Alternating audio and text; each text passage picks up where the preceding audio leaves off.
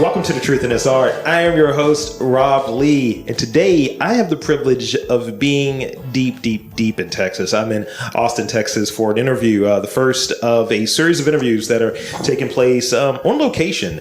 I'm here with a professional tour guide, historian, manager of visitor services at Visit Austin, formerly known as the Austin Convention and Visitors Bureau. Please welcome Harrison Eppright. Welcome to the podcast. Thank you. Thank you, Rob.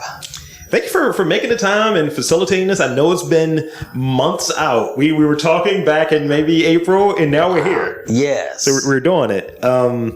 So I want to start off because obviously you can spin a yarn. You know a lot. I was like, look, I'm getting the information right now. I'm feeling great. Tell us a little bit about your background, where you grew up, and is there an early experience that influenced you to be in this kind of historian sort of space? Well, yes. Thank you, Rob. Well, I am a native Austinite.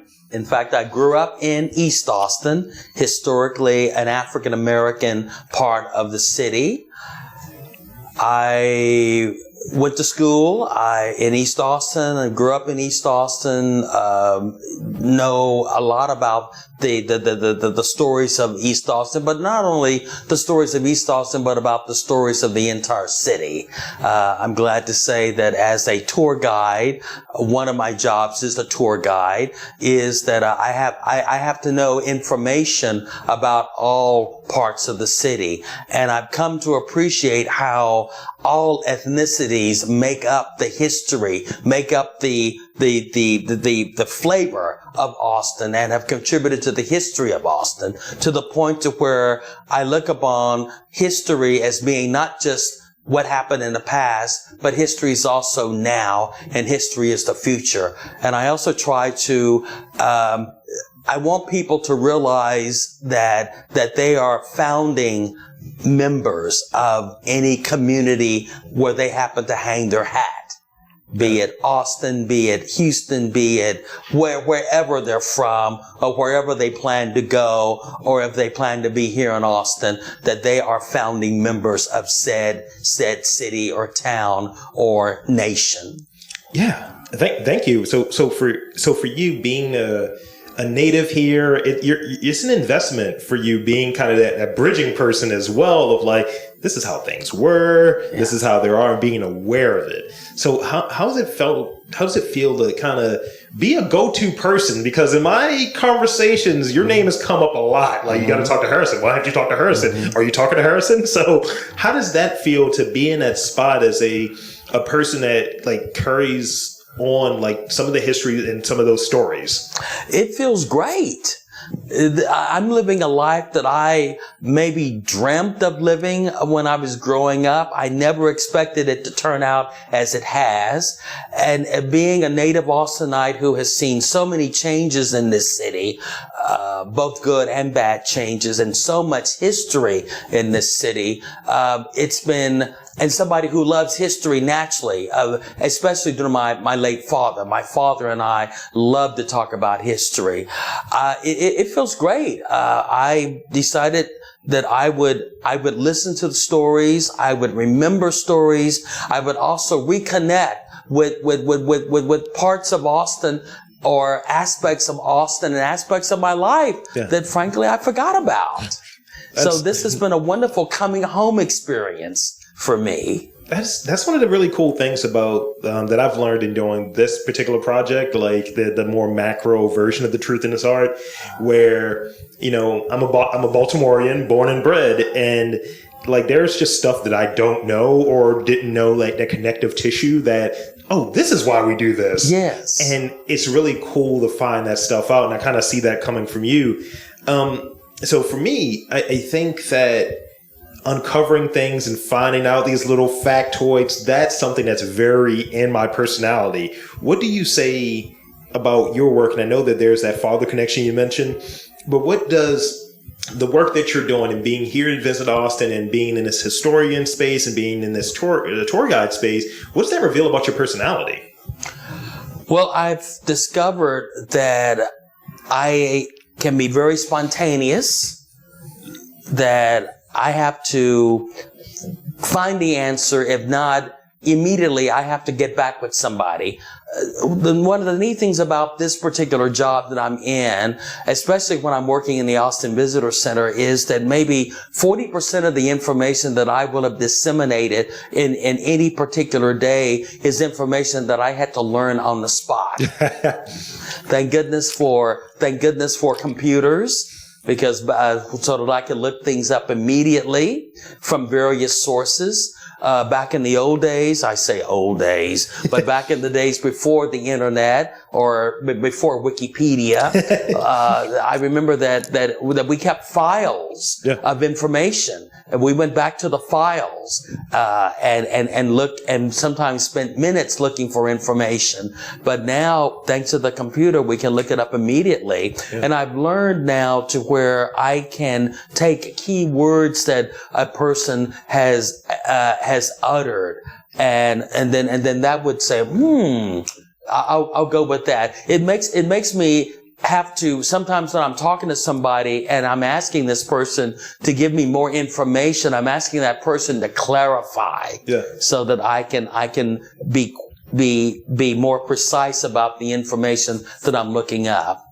And that's a great trait, because I find, like, a lot of times when people are going to a spot, like, especially if they're a visitor or something along those lines. I worked at the ballpark in Baltimore for a long time, through undergrad, and you would see people coming there asking frequently asked questions. How do you get to this hot dog stand? Where's the beer? And I say, I don't know. Yeah. Whereas when I called you as a rando from Baltimore, I'm like, I got some questions, and you took the time, you indulged me. So, that's definitely a thing. And I see that there's an infectious thing about, like, oh, you're interested in Austin. Well, I'm part of the welcome wagon. Hello. Yeah.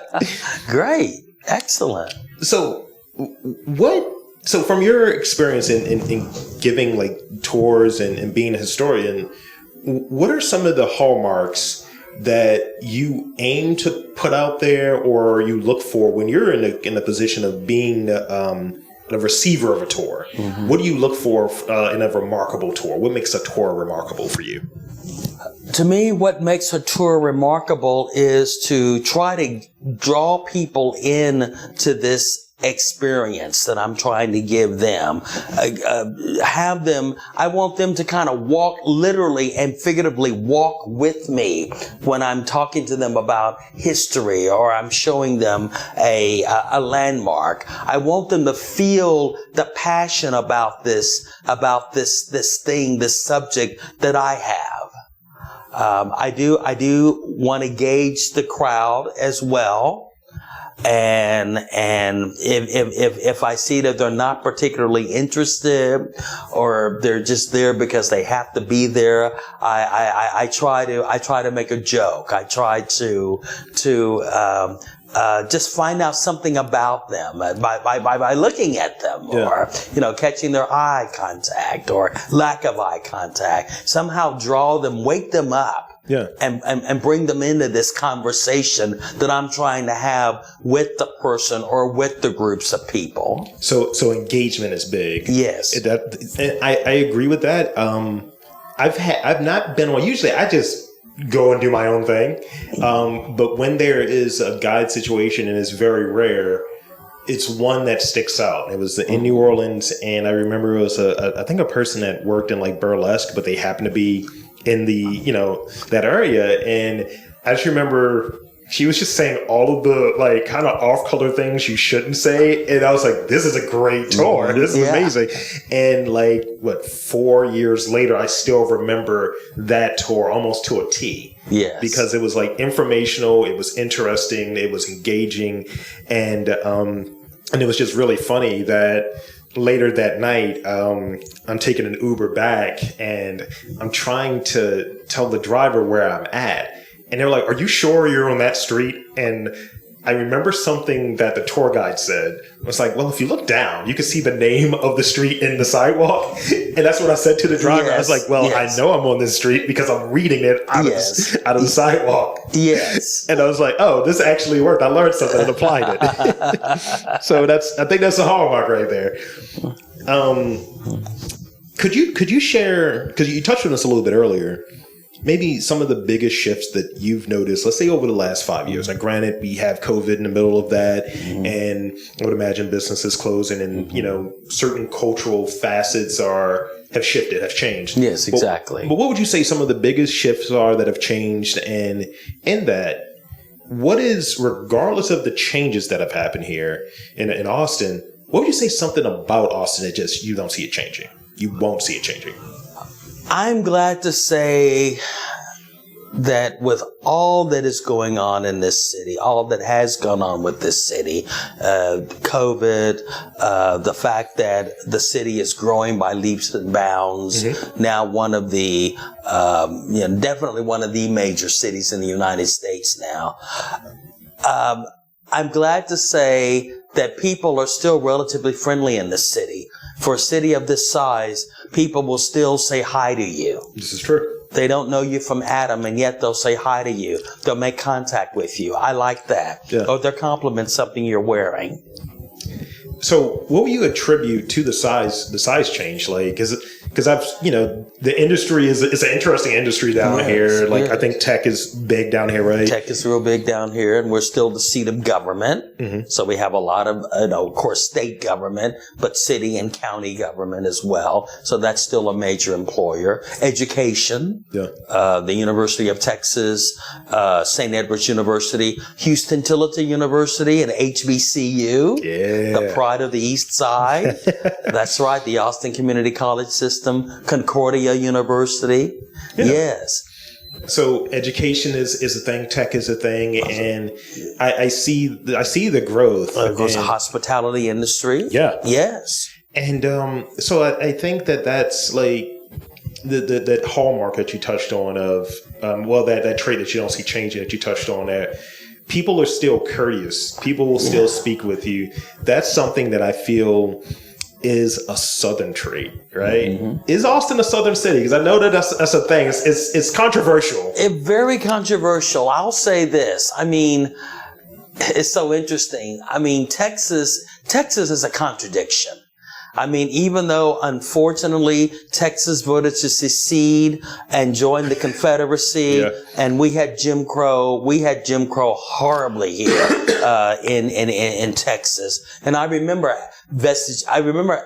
experiencing Jim Crow as a little boy because I was born in 1955. Oh, wow. That's right. So I remember seeing it right here in Austin, and yet this was still considered one of the better cities to live in if you were an African American.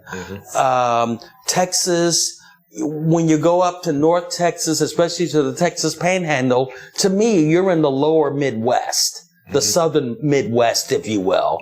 When you're out in El Paso, far West Texas, you're midway to Los Angeles. You are closer to 5 other capitals than you are to your own state capital here. And in El Paso, you are for all intents and purposes, you're in the Southwest. Out there in El Paso. Here you go to East Texas, and geographically, you are in the South, and you can tell that you're in the South by customs and the way people speak there. But then you have South Texas. You have San Antonio. You have this charm of this old city that was one time a Spanish city founded by the Spaniards, later a Mexican city. You go to the Rio Grande Valley, a whole different field down in the Rio Grande Valley here, the Mexican population down there. It's so funny that when I was a little boy back in the 1960s and Lyndon Johnson was in the White House, Texas did not want to associate itself with the South. And even the advertising on television, and even as a child, we were taught we're Southwest. we're part of the Southwest. We're Texans first, but we're part of the Southwest. Texas feels like it's its own place. Like, even when you just describe the regionality of it, it's like it's multiple regions. Because of the size of it, Texas is huge, but it's like it's different places. Like I think I was chatting with you earlier. I have a brother that lives here. So he lives here now in Waco, but when I first met him, 11 years ago, we had to fly into Lubbock. And he was like, "Oh yeah, I'm in Lubbock, and between Lubbock and Clovis, New Mexico." Yes. And I was like, "This is just New Mexico." I was like, "There's no difference here." Yes. Because I had been to Dallas. I've been to Dallas mostly. Yeah, Dallas is fascinating. Yes. Dallas, Big D. Big D, exactly. So we used to think of that as when I was a boy, we thought of Big D as the New York of the Southwest. Oh, really? See, again, we said of the Southwest. Yeah. I didn't say South. So what would be the one of the South then, in your opinion? Probably Atlanta. That's fair. Yeah, probably that's fair. Atlanta. Yeah, and Atlanta doesn't have that identity thing. No. Now, it's funny that, I think Texas is emboldened, right? And we're all of these, yes, but we're Texas. Yes. Whereas in Maryland, mostly Baltimore. So I think there's comparisons between Atlanta and Baltimore in that Atlanta is kind of like its own thing within Georgia. Yes. Baltimore is kind of its own thing within Maryland, right? Yes. And they don't match. They conflict all the time. And I think sometimes Baltimore runs into that crisis. So we need a little bit of that Texas kind of this is what it is. Yes. We don't care. This is what this is. Yes. And it's so funny that I think back to when I was in elementary school, in first grade, and learning the Pledge of Allegiance for the first time. And I thought it was only then maybe that I began to think of myself as being an American. Yeah. I was an Austinite and I was a Texan. Yeah. And so I had to learn in elementary school how to be an American, if you will. And identity is a huge thing, right? Especially as a black person. Yes. Because it's which bucket because I know we're in multiple buckets, right? Yes, exactly. But it's which one are we picking first? Yes. And that's, at least in my belief, I think the one that sticks out first, that's the one that we relate to the most. Yes. And I think I'm going to go probably black man first, and then the other ones fall in. Mm-hmm. And then any other thing that I ascribe to, that's secondary. Mm-hmm. But I look at being a black man, or even black as the first word, is that's what I identify with, and that's the way that this country and this world's kind of framed me out. Exactly. And there are other people who may choose something first, I'm a Republican, or I'm a gay black man, or whatever the thing is. It's is that the thing that you're most closely identifying with? Mm-hmm. Well, black, I've found in my experience, black trumps everything. This is true. Yeah. Can't rub it off. Exactly. You can't. So I learned at a very early age I was black, or as we said back in those days, a Negro or colored. Yeah. I lived in East Austin, for instance. That was the designated Negro district. Mm-hmm. So we lived in it was a racially segregated part of the city.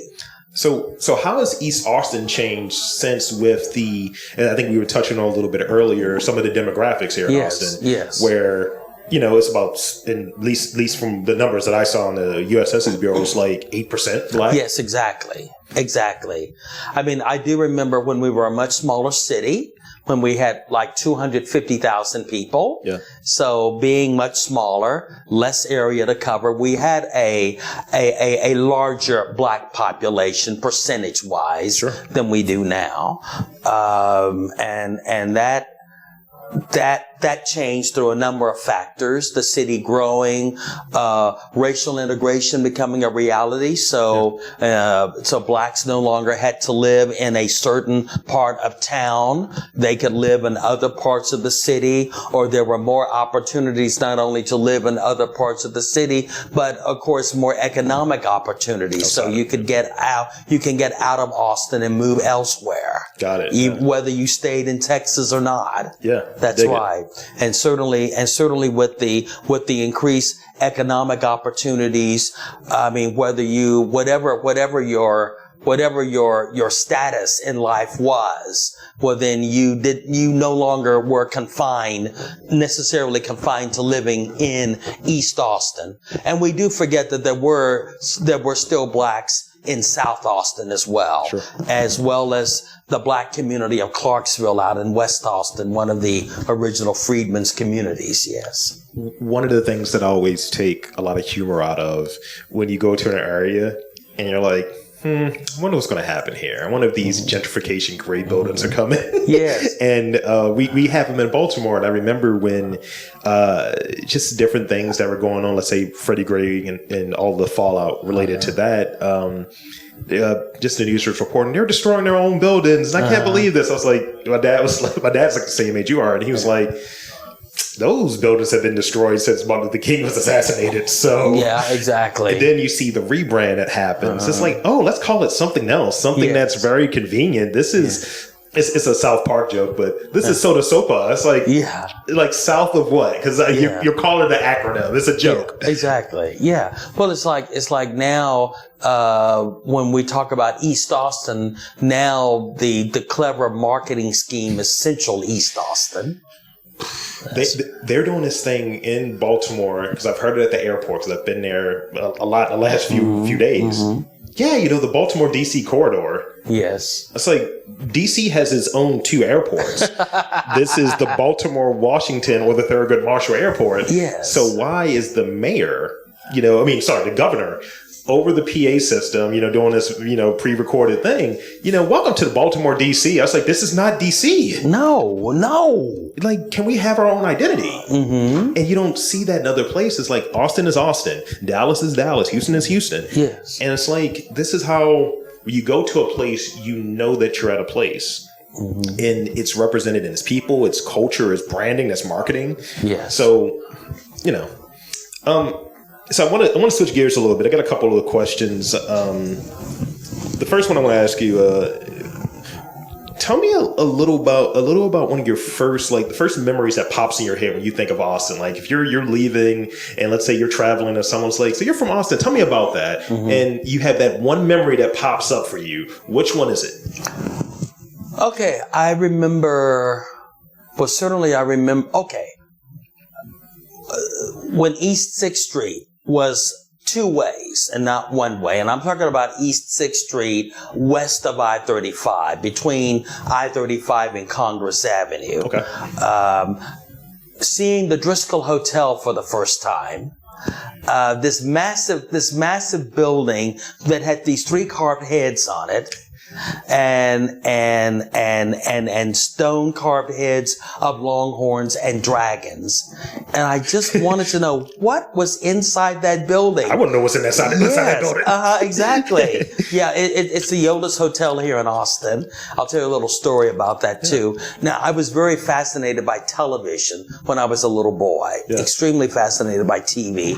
And the only television station in Austin once had its studios in the Driscoll Hotel. Wow. KDBC TV Channel 7. Nice. Which, as it turns out, was owned by, first Lady Bird Johnson and later the Johnsons, but especially Lady Bird. Yeah. She was the businesswoman. She was the one that helped put LBJ on the map. That makes sense. That's right. Lady Bird Johnson. She had the money. Lyndon married into money. Lyndon was ambitious. Yeah. And they truly loved one another. And she saw something in him and he saw something in her. But she had the money. Yeah. So, she bought the radio station that became first KDBC radio. And then after Johnson became a powerful, senator. Yeah. In the early 1950s. Well, he won his Senate election in 48 and in 1952, KDBC television signed on the air. Well, let's say Lyndon played a hand in getting a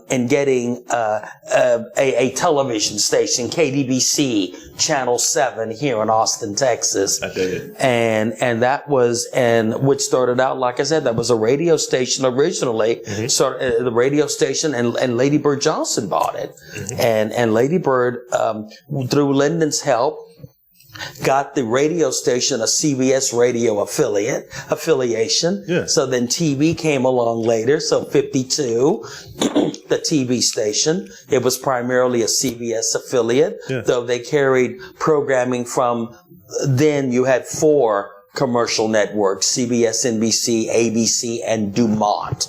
Dumont's no longer around. Yes. But anyway, okay. What fascinated me was that the TV station was in that studio. I mean, the TV station was in that hotel. Yeah. And that really fascinated me. I always wanted to go and see what the TV station was like inside. I mean, it had dragons and longhorns defending it. So exactly. And then years later, I mean, back in the day, back in the 50s, of course, if you were black, you could only go to the Driscoll Hotel if you worked there, or you made deliveries. It wasn't until the 60s that the hotel integrated. So, and I did not get to go inside the hotel for the first time until I was in high school back in 1972. And this was after the hotel had been saved from demolition. The hotel was facing the threat of demolition in 69, 70, 71, 72. And concerned Austinites got involved. Oh, by the way, the asking price for the hotel was $1 million. If you could pay $1 million, you could save the hotel from demolition. That was a lot of money in 69, $1 million. Yeah. Well, anyway, there was this organization started called the Driscoll Hotel Corporation, and they sold stock in order to raise money to save the hotel. Sure. Shares were $10 a share. They raised about $750,000. Not enough to make that $1 million mark, but it brought time for the hotel. Yeah. And so the Driscoll's reputation spread, and Lady Bird Johnson was enlisted in order to save the hotel. Got it. Yeah, yeah. And the hotel was saved from demolition. That's great. So she played a part in that. That hotel figured prominently in the lives of Lyndon and Lady Bird Johnson as well. I remember this in 1964. Again, how this hotel made an impression on me. In 1964, it was the presidential election of '64, in which Lyndon Johnson ran against Barry Goldwater. Well, the Republican. Who won that one? And Lyndon Johnson was duly elected 36th president of the United States. And the family stayed at the Driscoll Hotel that night. And I understand that they addressed the crowd of people in the lobby as well as down on the street below. Oh, wow. And it so impressed this little 9-year-old boy that the eyes and ears of the world were on our little city of Austin, Texas. Yes, the hotel with the dragons and the longhorns. That's correct. That's correct. So that building, and I guess the University of Texas Tower, which I didn't get to see until I became a teenager. I didn't get to go inside until I became a teenager. And also the Texas State Capitol building, seeing the Christmas tree in the hotel in the Capitol Rotunda when you're 4 years old, when everything, of course, is exactly. So this rotunda was like the Hall of the Mountain Kings from Peer Gynt. And so those things really left an impression on me. And there were some other buildings too. That's great. Yeah. That's great. So in that same sort of vein, and I got like 2 more after this, what would you say to someone who has never visited Austin? So that's point 1. And the other part to this question is, what are like 3 must-see attractions here if they're coming for like a weekend? Like maybe you're a noted podcast host here. Yes. Okay, certainly since we are the capital of the state, see the state capitol building. People may say, well, it's a capital. So what? So what? Okay, our capital just happens to be the largest of the 50 state capitals in the United States. Texas. Second is exactly. At a time when we were a horse and buggy state. We're talking completed 1889 originally. We were horse and buggy then. And here we are. We had at the time, and we still do, the largest state capital in the United States.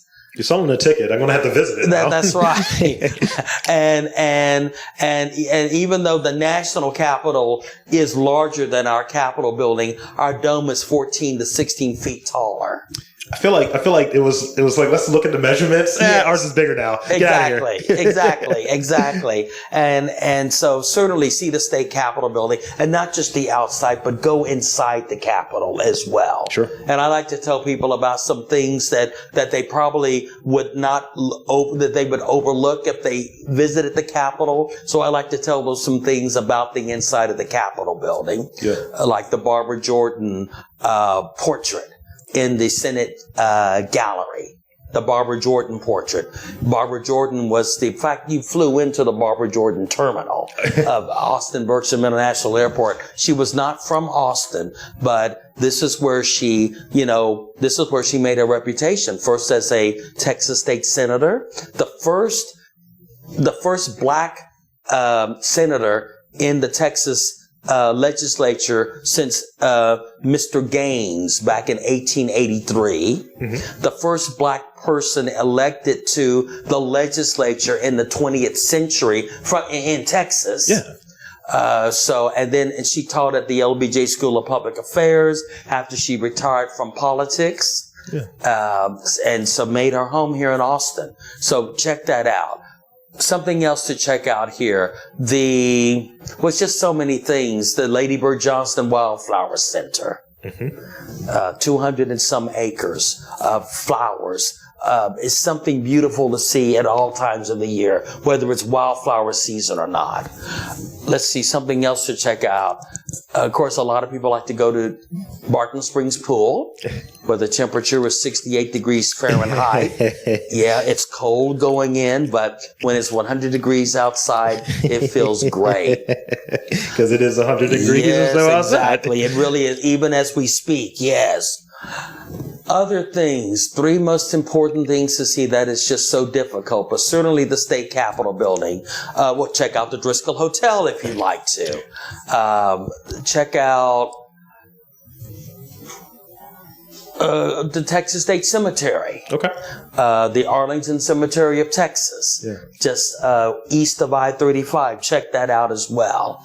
Many notable Texans are buried over there, including Barbara Jordan, including at the time of his death, the oldest World War II soldier in America who was a black man, Richard Overton, who lived here in Austin, Texas.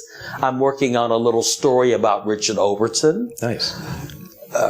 Check out the LBJ Presidential Library and Museum, the most visited presidential library and museum in the United States. You're giving us the itinerary now. I like it. Yes, I am. Check out the Harry Ransom Center. As you can see, I'm big into museums. I hear it. I mean, it's because that's where that at least what I'm hearing, that's where that knowledge is at. It's just like I'm in these museums, I'm reading these books. I mean, and we have some great museums and cultural centers right here in Austin. Yeah. So, check out the Mount Bunnell. Oh, of course, go to Mount Bunnell. Austin's about 786 feet above sea level. Oh. But Mount Bunnell is one of our highest points in the city.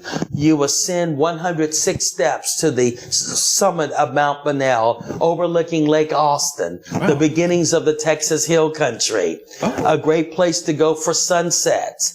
A wonderful place to go for sunrises as well. That's amazing. It's like a full day you just kind of given us. I love it. I love it.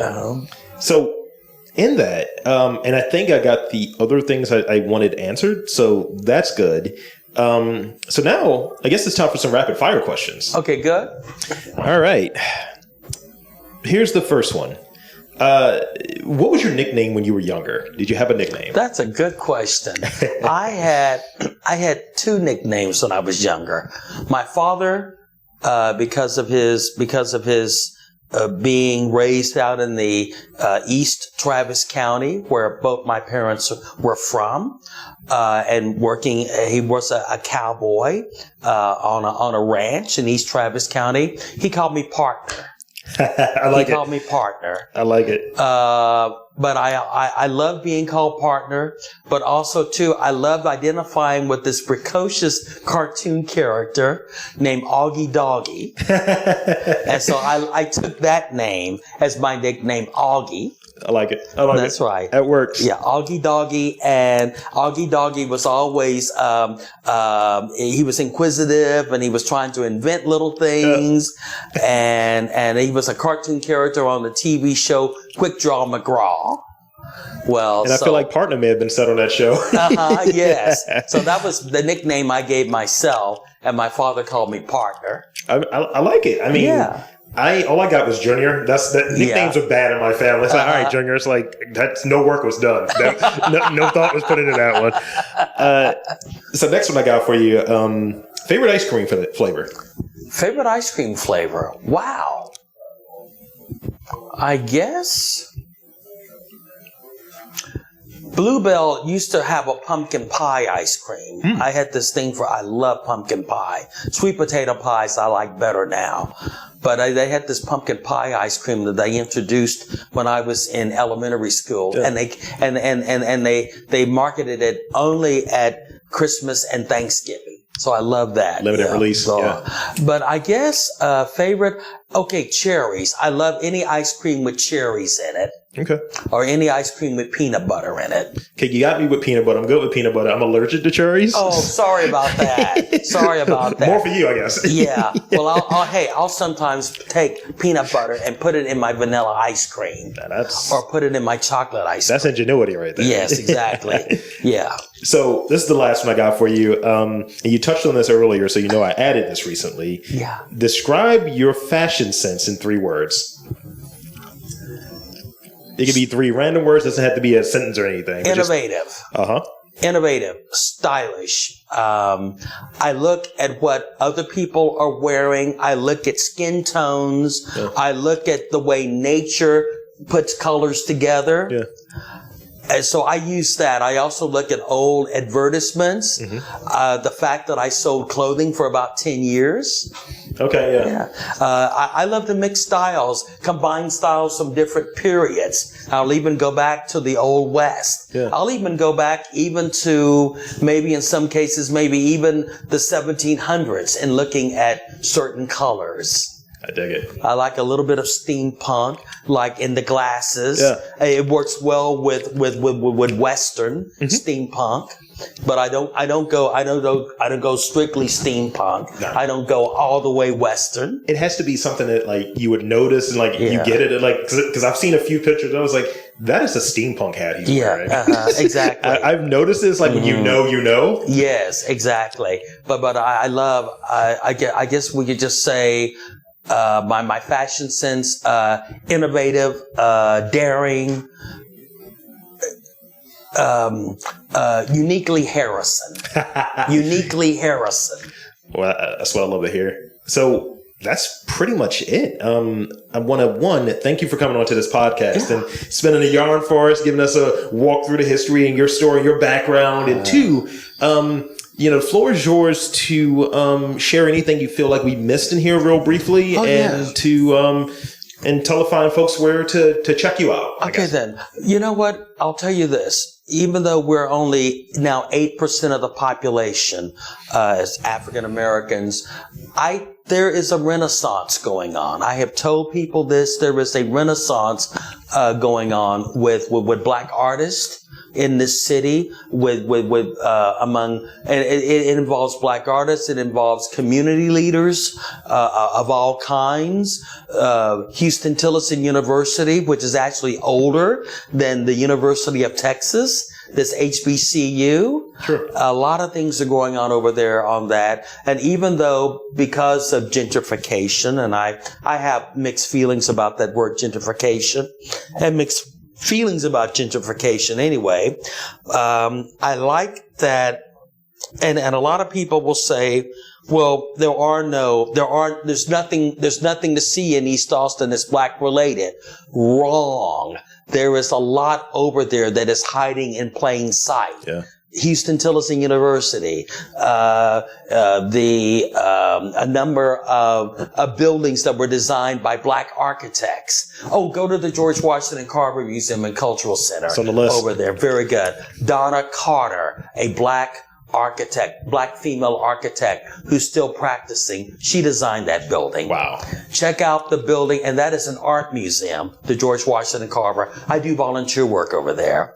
Check out the little George Washington Carver Museum and Genealogy Center over there. That little it's a small American, I think, colonial federalist building, covered in brick now.